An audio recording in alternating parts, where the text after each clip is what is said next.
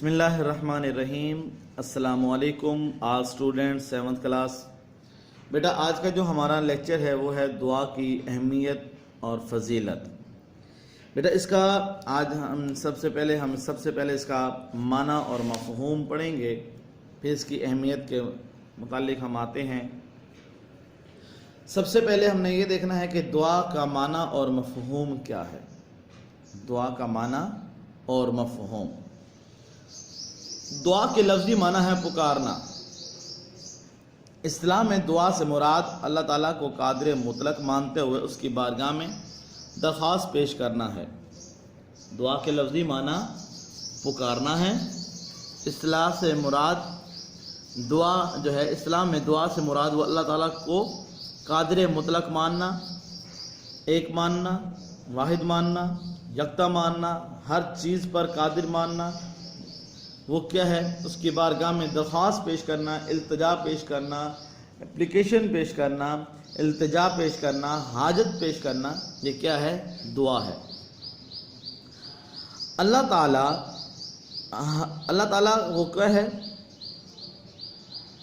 اللہ تعالیٰ اس کائنات کا وہ کیا ہے؟ خالق و مالک ہے۔ وہ ہر چیز پر قادر ہے۔ دنیا کا نظام اسی کے حکم سے چل رہا ہے۔ تمام مخلوق اس کی محتاج ہے۔ ہر مشکل میں اللہ تعالیٰ کو ہی پکارنا چاہیے اور اسی سے مدد طلب کرنی چاہیے۔ بے شک وہ سنتا ہے اور جانتا ہے۔ اب بیٹا تھوڑا اس کو سمجھیے گا، یعنی کہ اللہ کو قادر مطلق جانتے ہوئے وہ کیا؟ اس کی بارگاہ میں التجا، حاجت، وہ درخواست یہ پیش کرنا۔ کیوں؟ کیونکہ اللہ ہمارا خالق بھی ہے، اللہ ہمارا مالک بھی ہے، پروردگار بھی ہے، پالنہار بھی ہے، رازق بھی ہے، وہ سب کچھ ہمارا ہے، ٹھیک ہے؟ وہ کیونکہ ہر چیز پر قادر ہے، کیونکہ ان اللہ علی کل شیء قدیر۔ اللہ رب العزت نے قرآن پاک میں ارشاد فرمایا کہ وہ ہر چیز پر کیا ہے؟ قادر ہے۔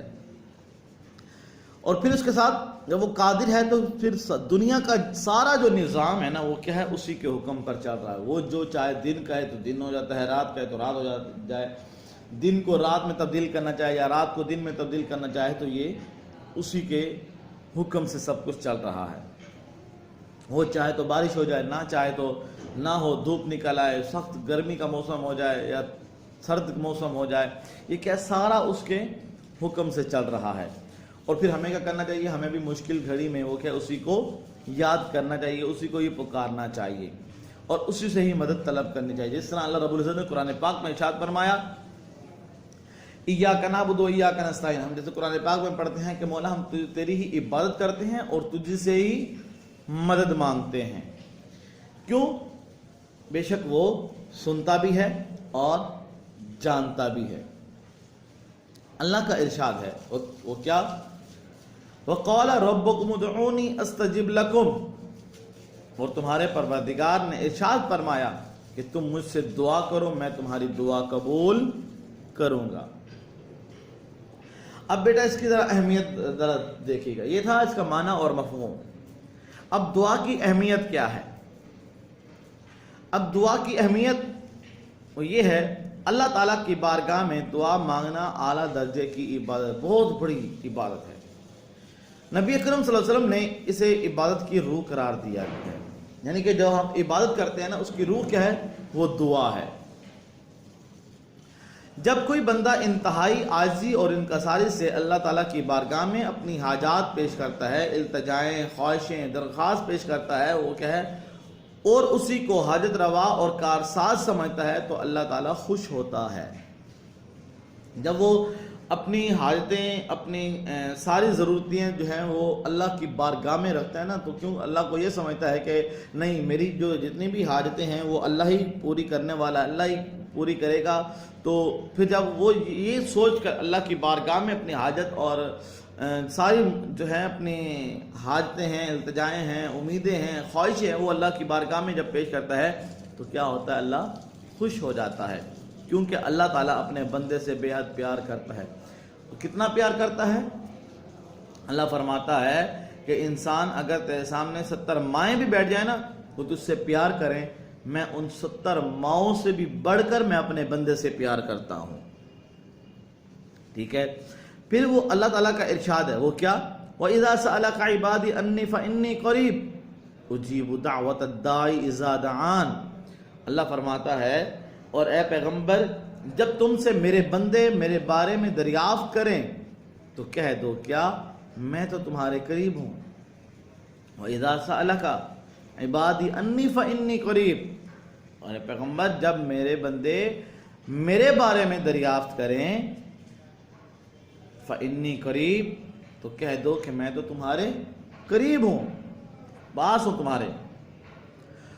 اجیب دعوت الداعی اذا دعان، جب کوئی پکارنے والا مجھے پکارتا ہے تو اس کی دعا قبول کرتا ہوں.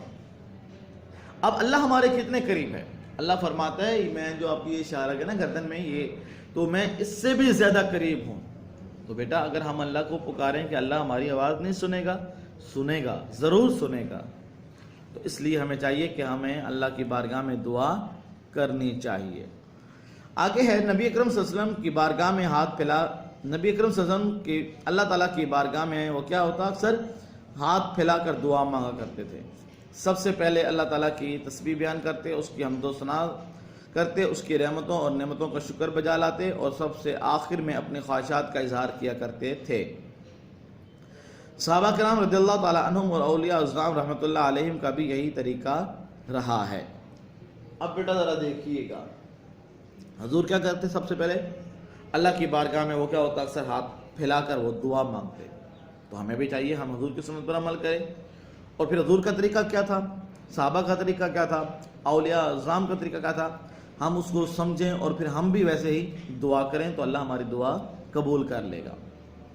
وہ کیا؟ دعا جب سے مانگی جائے تو سب سے پہلے اللہ تعالیٰ کی تسبیح بیان کی جائے، اس کی حمد و ثنا کی جائے، پھر اس نے جو رحمتیں اور نعمتیں دی ہیں ان کا شکریہ ادا کریں، اور پھر سب سے آخر میں اپنی جو خواہشات ہیں، ہماری التجائیں ہیں، ہماری امیدیں ہیں، ہماری درخواست ہے، ہماری حاجتیں ہیں، وہ کہ اللہ تعالیٰ کی بارگاہ میں وہ پیش کریں. ٹھیک ہے، یہ ہے طریقہ، اور یہی طریقہ صحابہ کرام اور اولیاء اعظام کا بھی یہی طریقہ تھا. بیٹا یہ تو تھا آج کا ہمارا لیکچر. جو بیٹا آج آپ نے ہوم ورک کرنا ہے نا وہ ہے لانگ کوسچن نمبر 1. اللہ تعالیٰ سے دعا مانگنے کی کیا اہمیت ہے؟ اللہ تعالیٰ سے دعا مانگنے کی کیا اہمیت ہے؟ یہ بیٹا ابھی ہم نے دعا کی جو اہمیت ہم نے پڑھا. ٹھیک ہے، یہ دعا کی اہمیت والا پوائنٹ. بیٹا یہاں سے لے کر اللہ تعالیٰ کی بارگاہ میں دعا مانگنا اعلیٰ درجے کی عبادت ہے. یہاں سے لے کر بیٹا یہ جو آیت ہے نا وَإِذَا سَأَلَكَ عِبَادِي فَإِنِّي عَنِّي قَرِيبٌ، یہ اس کا جو ترجمہ ختم ہو رہا ہے نا تو میں اس کی دعا قبول کرتا ہوں، یہ یہاں تک. ٹھیک ہے، یہ جہاں سے ہیڈنگ شروع ہو رہی ہے اہمیت سے لے کر یہ آیت کے ترجمے تک، یہ بیٹا آپ کا لانگ 1 ہے. یہ آپ نے اچھے طریقے سے یاد بھی کرنا ہے اور اس کو آپ نے اچھے طریقے سے لکھنا بھی ہے. یہی آپ کا ہوم ورک بھی ہے. ٹھیک ہے بیٹا، یہ تھا آج کا ہمارا لیکچر. اگر بیٹا آپ اس کو آپ نے دوبارہ سننا ہو تو یہ یوٹیوب چینل پر نعیم اسلام پبلک اسکول کے نام سے یوٹیوب چینل پر یہ موجود ہوگا، آپ وہاں سے اسے دوبارہ سن بھی سکتے ہیں. اگر کوئی آپ کے ذہن میں کوئی پوائنٹ آ گیا ہو آپ اسے نوٹ کر لیجئے گا.